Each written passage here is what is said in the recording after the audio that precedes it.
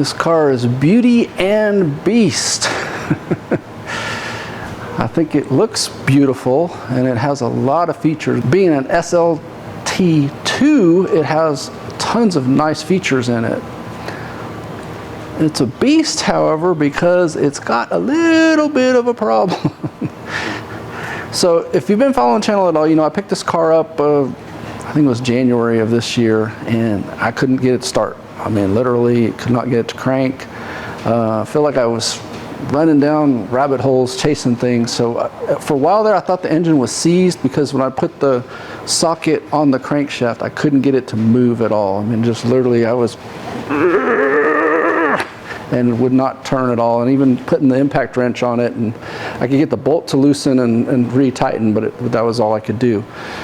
So, you know, I got kind of detoured doing that. I took intake off, spark plugs out, was pouring MMO down the spark plug holes, you know, daily a little bit, and reaching down there with the bore scope camera looking to see, and they all looked fine. The MMO would eventually drain through. So I was doing the MMO thing, and then I started trying to crank it again, and I noticed it would kind of crank like a quarter turn or so. And so I actually put a mark on the crankshaft pulley so I could see where it was turning, and it would basically turn like a quarter turn, and then it would do like 3/4 turn and stop, and it kept doing that pattern. And so I thought that the engine was seized and that I was unseizing it and that I was making progress that way, and that eventually it was just going to start.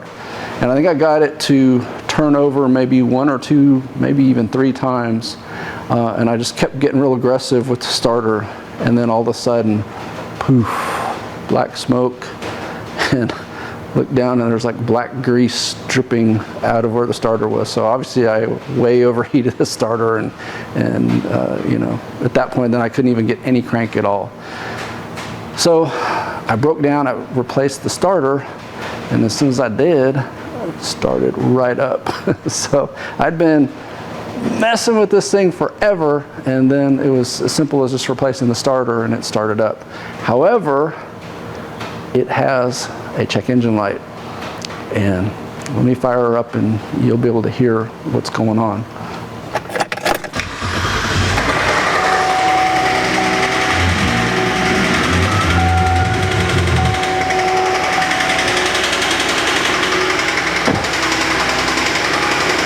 So you can hear that tapping. It's probably the cam phasers would be my guess. I'm gonna turn it off. That's too noisy to leave on. Now, I will say I can drive this thing all around the shop. I drove it down to the dock and back probably 10 times yesterday, picking up things. I was working on the dock. And it drives fine.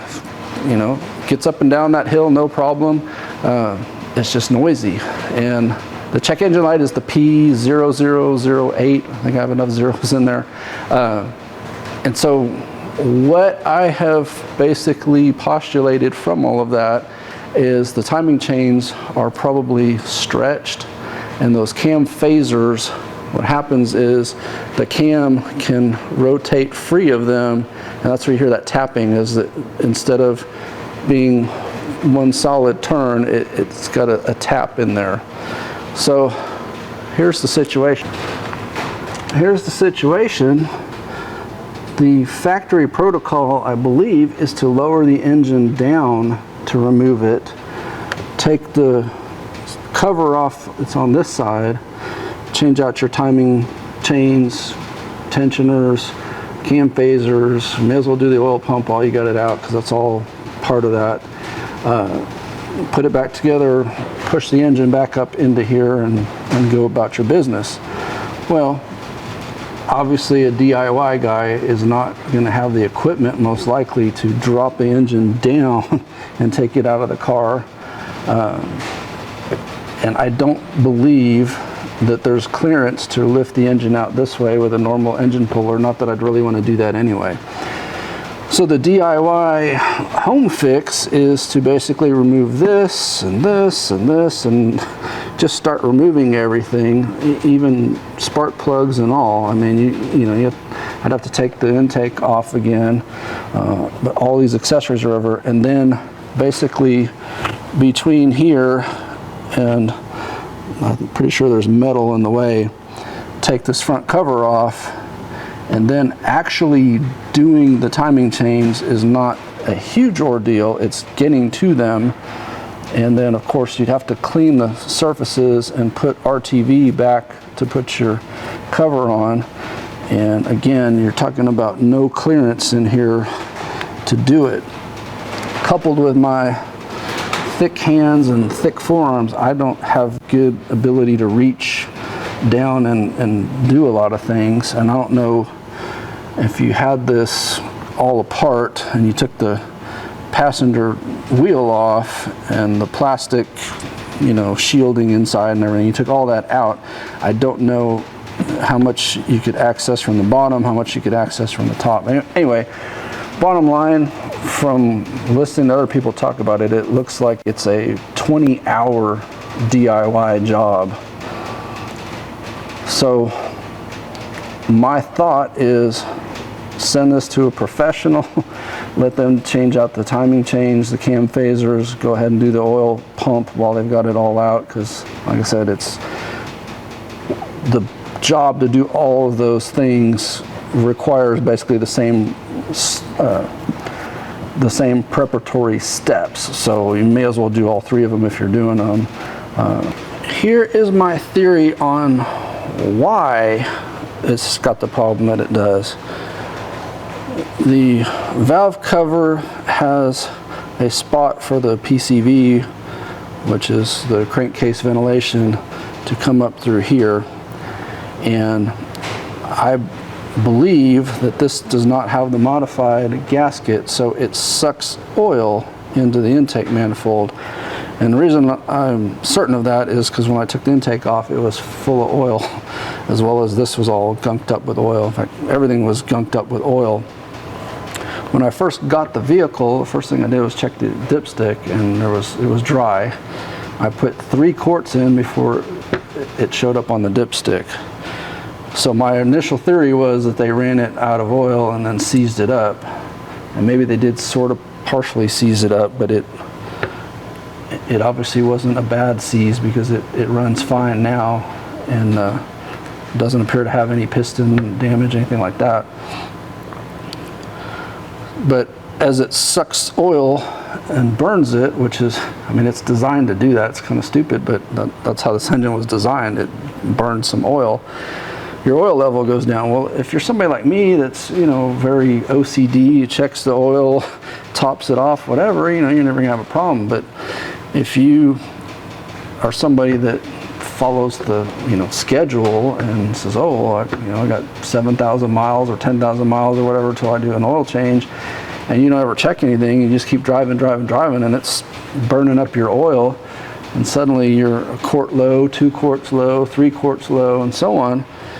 The engine's going to run hotter, and those timing chains are going to be able to stretch as they heat up.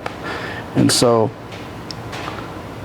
that's what I think happened. I think whoever had this before was not real attentive to maintenance, let it get low on oil, let the timing chains heat up and stretch, and then I don't know what exactly happened to where they lost the vehicle. Was it parking tickets? Was it some sort of crime? Was it just left on the side of the road? Maybe they're driving home one night and it just stalled and they just left it. I don't know, but it ended up being seized by the police and auctioned off to me. And I took a chance on it because it looked clean and looked nice, and the mileage wasn't so bad that I was too worried, and I think ultimately it's going to be a good vehicle for me. Like I said, I'm going to have to fix that timing issue, because nobody's going to buy it with it going tick, tick, tick, tick, tick like that, and nobody's going to buy it with a check engine light. So I'm real curious what you think. Like I said, my plan is probably just go ahead and let a professional mechanic do that job, as they probably have the equipment to either lower the engine down and do it that way, or maybe they have the experience to just not stress over trying to do it in the car.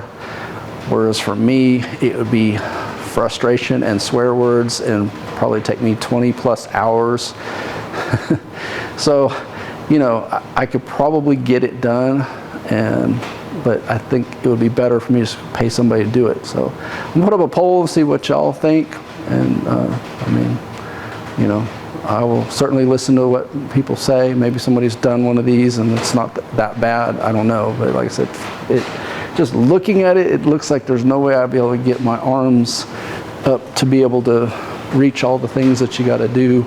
And it's a very specific process of removing this chain, then this chain, then this chain, and then putting them back on. And each one that you remove, you got to turn the crankshaft to a certain spot, and you have to make sure that it's not, you know, 360 degrees off, because it's like, this is like 2 turns equals 1 turn on the can. Anyway, there's a lot of thought to it that you could screw stuff up, and so it's probably not beyond my ability. It's just something I've never done ever. So, you know, probably a lot of room to screw up. But even if I don't screw up, it could be like the Charger suspension, where it just takes a ridiculous amount of time, and I should have just paid somebody to do it and been done, rather than spending, you know, 50 hours or more on a job that should have taken a couple hours. But I'm persistent. I'll say that. Like I will attack something and just keep going until I get it right. Once the timing thing is fixed, I think this car will run great. It'd be a great car. So, you know, I painted the headlights and they just came out absolutely gorgeous, factory new looking. The same day I did that, and I don't know why the footage didn't come out, but it didn't, I went ahead and sprayed clear coat over these areas that were chipping to see. I was hoping that just putting the clear on it would make it blend, but unfortunately the paint was so far gone, especially like here and on the driver's side hood, that the clear just, I mean, it protected it, but it's not looking good at all. So I'm gonna have to sand this down, probably just get like a can of Duplicolor, just hit there, there, there, and then all along here, and then go back over it with the activated clear, and I think it'll look great. You see, I just kind of did a reckless blend. I think I don't know how well it shows up in the video right now, but I haven't sanded or buffed or anything, so you can just see kind of where I just sort of sprayed and just let it kind of end. My plan was, if this blended up here, to just go back over this with a, you know, like 2,000, 3,000 sand and then buff, and I figured even some of this orange peel and runs would look great. But unfortunately, all this did was accentuate the bad paint there, and then that one was so far gone that looks like it's maybe primer or metal, but at least there's clear on it now, so it's not going to rust. And you know, I fixed this, and I've got a separate video for that, and then I bought the paint so that it'll match, because I was hoping that this color would match better, but it's clearly not the same, and you can see here where it's starting to come off. So I think paint will make this look great. And then I haven't fully detailed. I did like disinfecting in here and stuff, but I need to take the seats out, shampoo the carpets and all that. And most of that's from yesterday working on the dock. But other than that, I'm pretty certain everything is working in here now. And like I said, I drove it all around yesterday. I probably put 5 miles on it yesterday, just going back and forth, and no problems whatsoever. But once it's fixed, I think it's gonna be a good car for a family. You know, it's an SUV with 3 rows of seating, captain's chairs in the middle, totally loaded out with probably every feature available for this year model. I think it's pretty. So anyway, that's all I got. Anyway, let me know what you think. Do you agree I should just go ahead and let somebody do it? Or do you think I should put my blood, sweat, tears, and swear words into it and spend however long it takes me to get it done and just do it myself?